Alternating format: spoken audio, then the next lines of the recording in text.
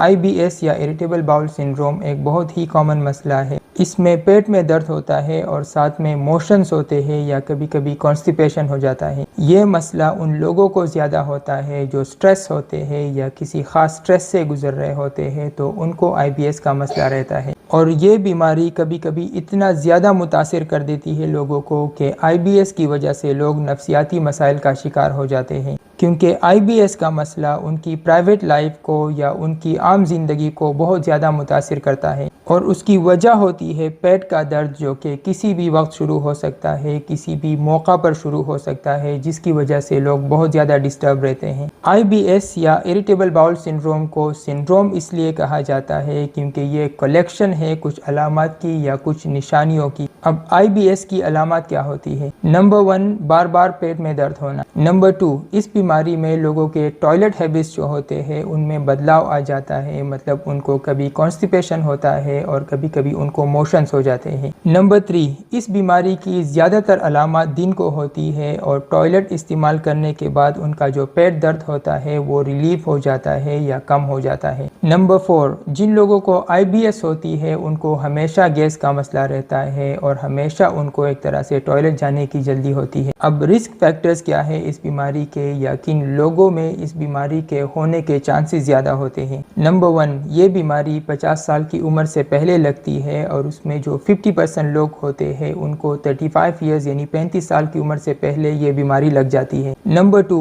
ये बीमारी ख़ानदानी भी हो सकती है, मतलब अगर आपके ख़ानदान में किसी को ये मसला था तो चांसेस है कि आपको ये बीमारी लगे। नंबर 3, अगर आपको पेट का इन्फेक्शन हुआ है तो आपको आईबीएस होने के चांसेस ज़्यादा है। नंबर 4, सबसे ज़्यादा अहम, स्ट्रेस, यानी जो लोग स्ट्रेस से गुजर रहे होते हैं या जो लोग स्ट्रेस होते हैं तो उनको आईबीएस होने के चांसेस बहुत ज़्यादा होते हैं। अब ये पता कैसे चलेगा कि ये आईबीएस है या कोई और बीमारी? तो सबसे पहले ये कि इस बीमारी के साथ बुखार नहीं होता, इसके साथ जोड़ों में दर्द नहीं होता, इसके साथ पट्टों में दर्द नहीं होता, इसकी वजह से न वज़न कम होता है न ही इसकी वजह से वज़न बढ़ता है। सेकंड, इस बीमारी के लिए कोई ख़ास टेस्ट नहीं होता और जो टेस्ट करते हैं वो बाकी बीमारियों को रूल आउट करने के लिए करते हैं। अब इस बीमारी के साथ जुड़ी कुछ ख़ास बातें जिनको समझना बहुत ज़रूरी होता है। नंबर 1, ये बीमारी ज़िंदगी को बहुत बुरी तरह से मुतासिर कर सकती है। नंबर 2, इसकी वजह से डिप्रेशन भी हो सकता है और इसकी वजह से एंजाइटी होने के भी चांसेस बढ़ जाते हैं। नंबर 3, इस बीमारी की वजह से हेमोरॉइड्स भी हो सकते हैं, स्पेशली अगर आईबीएस कॉन्स्टिपेशन वाली हो। अब इलाज क्या है आईबीएस का या इरिटेबल बाउल सिंड्रोम का?